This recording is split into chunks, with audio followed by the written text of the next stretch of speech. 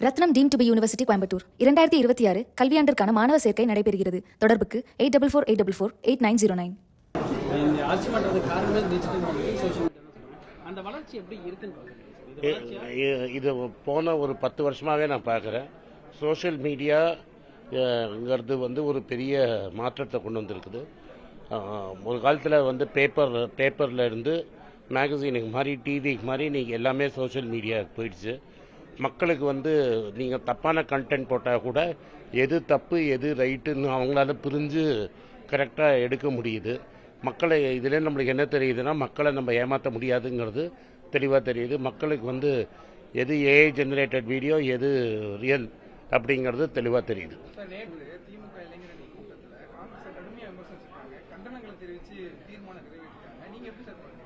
அது வந்து எப்படின்னா வந்து நீங்கள் வந்து ஃபாக்ஸ் அண்ட் சார் கிரேப்ஸ்னு ஒரு கதை இருக்குது. சீச்சி இந்த பழம் பிடிக்கும்னு. நாங்கள் ஜெயித்த 3 சீட்டு கன்னியாகுமரியில் மக்களுக்கு தெரியும் காங்கிரஸுக்கு எந்த ஆதரவும் வேணாம், தனியாக திமுகவுக்கு வேணால் ஆதரவு வேணுமே தவிர கன்னியாகுமரி 3 சீட்டில் காங்கிரஸுக்கு எந்த கட்சி ஆதரவும் தேவை கிடையாது. நாங்கள் தோக்கடிச்சது டிவிக்கு. அந்த 3 சீட்டில் 2வது வந்தது தவேகா. மேலூரை பொறுத்த வரைக்கும் அந்த டிஸ்ட்ரிக்டில் 11 சீட்டில் எலெக்ஷன் நடந்தது. 2 பெரும் மினிஸ்டர்ஸ் நின்னாங்க, அவங்களே தோத்துட்டாங்க. நான் என்ன கேட்குறேன்னா, 10 சீட்டில் உங்களை 2 மினிஸ்டரை காப்பாற்ற முடியாதவங்க நீங்கள் வந்து எங்களை காப்பாற்றினீங்கன்னு சொன்னீங்கன்னா மக்கள் பார்த்துட்ருக்காங்க. பிடிஆர் மாதிரி ஒரு மினிஸ்டர், மூர்த்தி மாதிரி ஒரு மினிஸ்டர் தோற்ற ஏரியாவில் ஒரு காங்கிரஸ் மேற்பாளர் ஜெயிச்சிருக்கிறாரு. இன்னொன்று, அந்த மேலூர் சீட்டில் திமுக கடைசியாக எப்போ ஜெயிச்சதுங்கிறத நீங்களே பார்க்கணும். கடைசியாக வந்து மாயவரம் வந்து மைனாரிட்டி ஓட்டுக்கு திமுகவுக்கு எவ்வளோ உரிமை இருக்கோ அவ்வளோ உரிமை எங்களுக்கு இருக்குது. அப்புறம் யார் வந்து குஜராத் ரைட்ஸ் போது யார் வாஜ்பாய் அமைச்சரவையில் இருந்தாங்க, யார் மினிஸ்டராக இருந்தாங்க, யார் ரிசைன் பண்ணலை, நாங்கள் எங்கே இருந்தோம் குஜராத் ரைட்ஸ் போதுங்கிறவங்க இந்த பேட்டி பார்க்குறவங்களுக்குலாம் தெரியும். தனி மனிதர்களை பற்றி பேசுறதுல எனக்கு உதயநிதி நல்ல நண்பர். ஸ்டாலின் சார் மேலே எனக்கு ரொம்ப மரியாதை. மற்றவங்கள மாதிரி கொளத்தூரில் ஸ்டாலின் சார் தோற்றதில் என்னோட வருத்தப்பட்டவங்க யாரும் கிடையாது. பெரிய வருத்தம். தமிழ்நாட்டுக்கு அவர் நிஜமாகவே நிறைய நல்லது செஞ்சுருக்கிறாரு. ஸ்டாலின் தோற்றது எனக்கு பெரிய வருத்தம். உதயநிதி என்னோட க்ளோஸ் ஃப்ரெண்டு, ரொம்ப நல்லவர். தோற்று போன வருத்தத்தில் சொல்கிறாரு, போக போக காயம் மாறிடும்.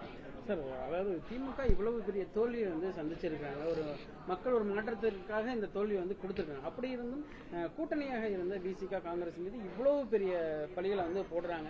அதிகாரத்திற்கு இவர்கள் வரக்கூடாதுன்னு சொல்லி திமுக நினைக்கிறாங்க. நான் திரும்பி உங்களுக்கு சொல்லுது, 2006 நினைக்கிறேன். 2006 திமுக மைனாரிட்டியில் இருந்தது. அம்மையார் ஜெயலலிதா எப்போதுமே மைனாரிட்டி திமுக அரசுன்னு தான் சொன்னாங்க. அப்போ கூட உங்களுக்கு காங்கிரஸுக்கு 2 சீட்டு கொடுக்கணும்னு தோணலை. தம்பி விஜய்க்கு பெரிய மனசு, எல்லாருக்குமே பதவி கொடுத்துருக்கிறாரு. முன்னாடி நாங்கள் போய் 59 வருஷம் கழிச்சு காமராஜோட பிரதிநிதிகள் இன்னைக்கு ஆட்சியில் அமர்ந்திருக்கோம். அதுவும் காமராஜருக்கு பிடிச்ச எஜுகேஷன் மினிஸ்ட்ரி எங்களுக்கு கொடுத்துருக்குறாங்க. அது ஒரு பெரிய காமராஜருக்கு செஞ்ச ஒரு தொண்டா விஜய் பண்ணியிருக்காருன்னு தான் நான் நினைக்கிறோம். திமுகக்கோ அதிமுக 2 கட்சிக்குமே அது கொடுக்க மனப்பான்மை இல்லை. எல்லாத்தையும் அவங்களே வைக்கணும்னு. இனிமேல் கேரளா மாதிரி தமிழ்நாட்டிலையும் யார் அரெஸ்ட் பண்ணாலும் கூட்டாட்சி தான். எடப்பாடியார் எப்படியாவது பிஜேபியை இங்கே வளர்க்கணும்னு நினச்சாரு. அவர் 32 சீட்டு கொடுத்தாரு. அது மட்டும் இல்லை, அதாவது எங்கள்கிட்ட ஓடி போன வாசன் கூட அவங்க இப்போ தாமரை சின்னத்தில் நின்னார். எல்லாம் போய் கடைசியில் 800 சீட்டோ 900 ஓட்லேயோ ஒரே ஒரு சீட்டு ஜெயித்தாங்க. தம்பி அண்ணாமலை எங்கே போனார், என்ன ஆச்சு அப்படிங்கிறதுக்கு பிஜேபி மயிலாப்பூர் மாதிரி ஒரு சீட்லேயே தமிழிசை அவங்க பெரிய தலைவி 3வது இடத்துக்கு வந்தாங்க.